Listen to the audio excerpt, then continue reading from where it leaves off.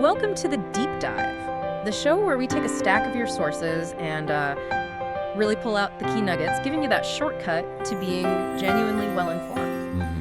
Today, we're diving into something fascinating in the Gospel of John. Yeah. Specifically, this core idea that, well, it really shaped Jesus' entire public ministry right from the get-go. Okay. It's this concept of reflection and the absolutely vital role of witnesses. Right. Reflection and witnesses. Yeah, and this isn't just about, what Jesus did. It's much more about how he did it and why. And honestly, it might just change how you read the Gospels entirely. It really digs into his intentionality, doesn't it? Mm. What's so insightful, I think, is how John's Gospel shows Jesus not as this solitary figure doing everything himself, Right. but as someone who deliberately, consciously chose to work through other people. Exactly. And we're going to explore how that choice, that fundamental decision, really changes how we understand why things happened the way they did, starting right from those very first days of his public life. Yeah, the very beginning. Now, before we jump fully into reflection, let's just quickly touch base on something from our last deep dive. Okay. Remember fearing the Lord? Oh, absolutely. Foundational. It wasn't just some abstract theological thing for Jesus, was it? It was practical. It was lived. It's what enabled him as a, complete human to face down every temptation. That's such a crucial point. Yeah. Because that act of complete submission, of prioritizing God above all else, that fearing the Lord, that was the actual groundwork. The foundation. Precisely. For Jesus to really step into his ministry as the Son of God, it was like this perfect internal alignment, this perfect reflection of the Father's will inside him that allowed him to come out of that time of testing ready for, public action. Okay, so connecting that internal reflection to his public ministry, what does it really set up? Well, it establishes this really profound premise. Which is? That for Jesus' identity as the Son of God to be fully, truly recognized, it wasn't enough for, say, a voice from heaven, though that happened. Right. It needed human acknowledgement. Yeah. It needed people to see and believe. And the story shows he was always looking for that, wasn't he? Not demanding blind faith, Right. No. but presenting clear, verifiable evidence, inviting belief, even asking point blank, do you believe I am the Son of God? Yes. He was actively looking for others to reflect his light back. He was searching for mirrors. Always looking for mirrors. I like that. Mm-hmm.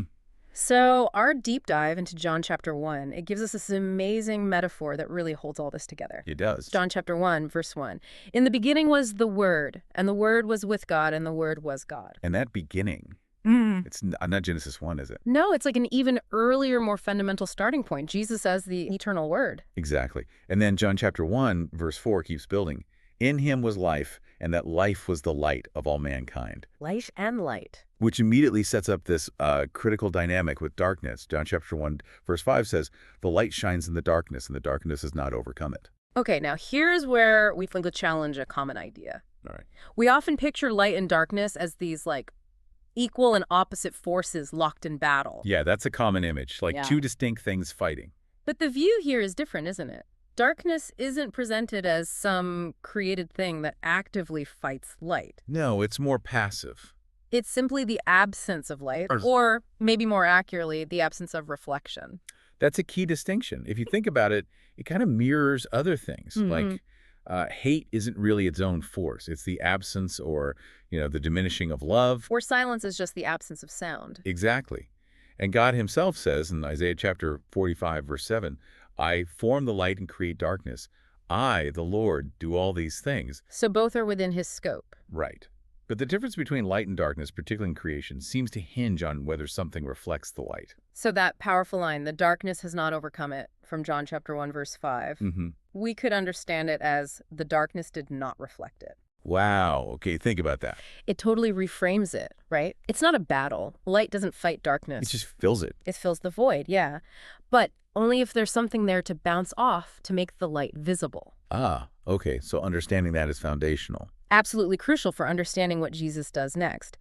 It shifts the whole dynamic from a fight to a search for connection, a search for reflection. It's not about overpowering. It's about finding a pathway for the light. Exactly. So if the world is dark, it's not because the light isn't there. It's because there's nothing to reflect it. Which leads to the big question. How does God get his light, his truth, his Son, into a world that isn't reflecting him back. And this is where God's strategy is just, well, brilliant. Yeah. His answer wasn't to force the light down people's throats. It was to prepare surfaces. Surfaces. Human reflectors, or as the Bible consistently calls them, witnesses. Ah, witnesses as reflectors. Okay. He set them up, prepared them, even before Jesus really started his public ministry.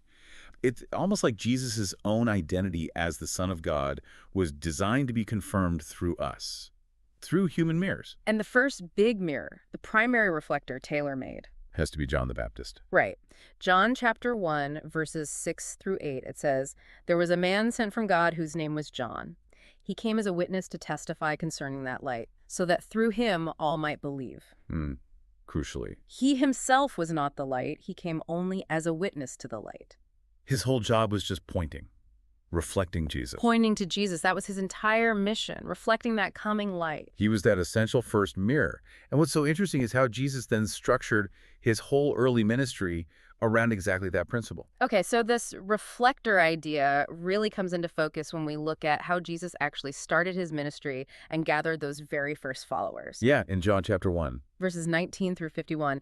And what you see isn't Jesus just striding up and saying, follow me right away. No, not initially. Instead, it's this really deliberate chain, a chain of human reflectors doing the work. Step by step.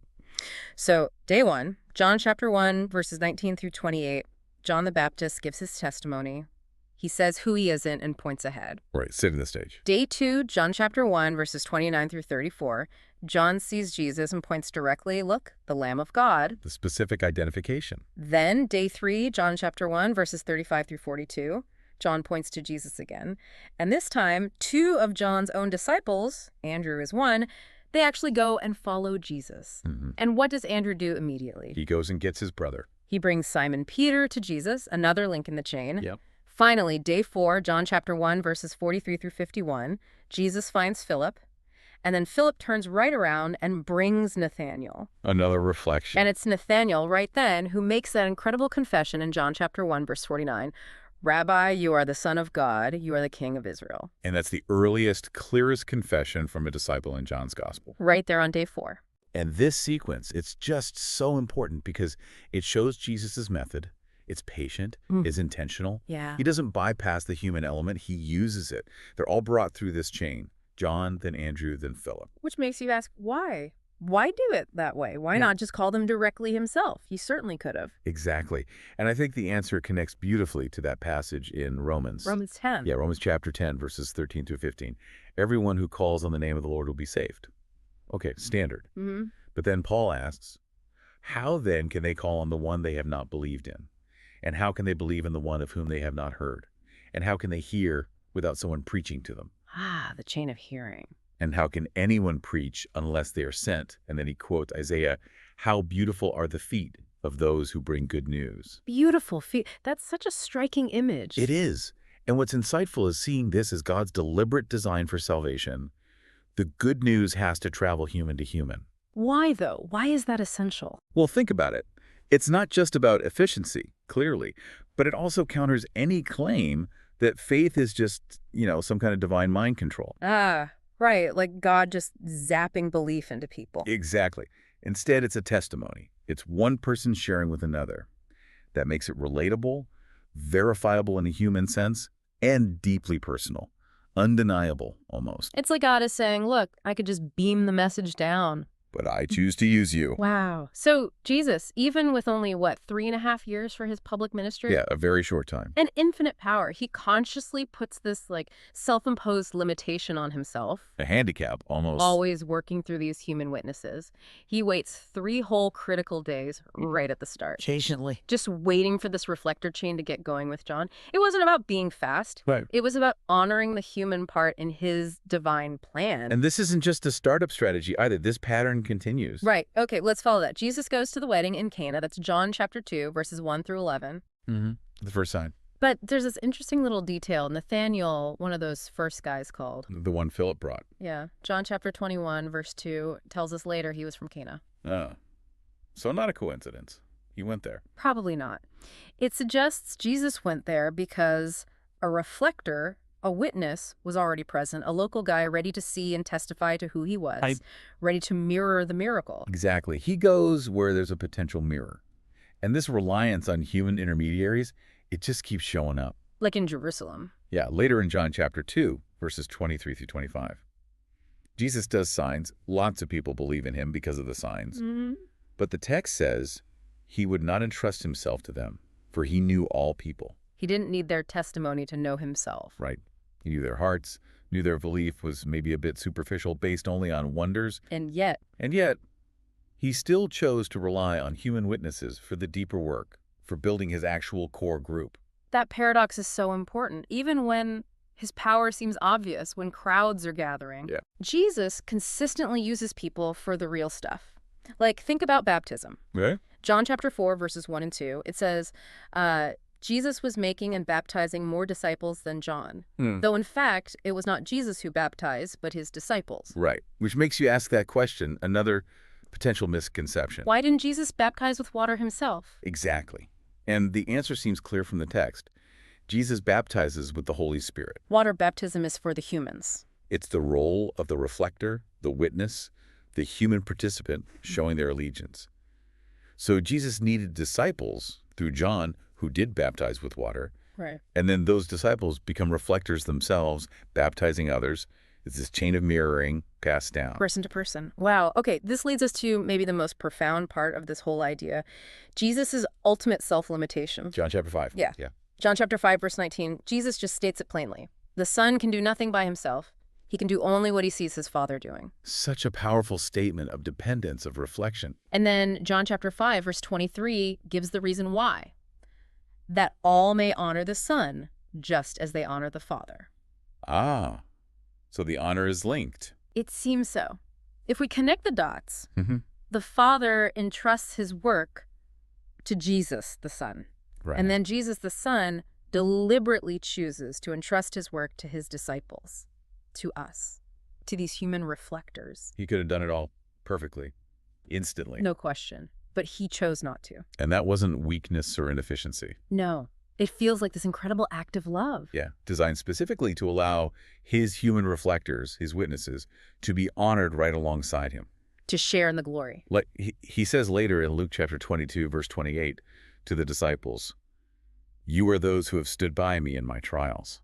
He included them in the hard parts. Precisely so. He could include them in the glory, to make them part of that reflection. It's partnership. True partnership. So when you step back and look at this whole deep dive, what really hits you? For me, understanding this intentional reliance on reflectors, it just changes how I read the Gospels. Every step, every action Jesus takes, it's not just showing divine power. It's like this constant, deliberate invitation for us to participate. It's a deep, deep commitment to partnership. And the patience. Yeah. The love he shows by, like, slowing his pace down to match the reflectors. Yeah. Instead of just acting instantly or efficiently like maybe we would. Yeah. It says so much about his character, doesn't it? It really does. About his relationship with humanity. It shows how much he wants to empower us, include us, elevate our role in his mission.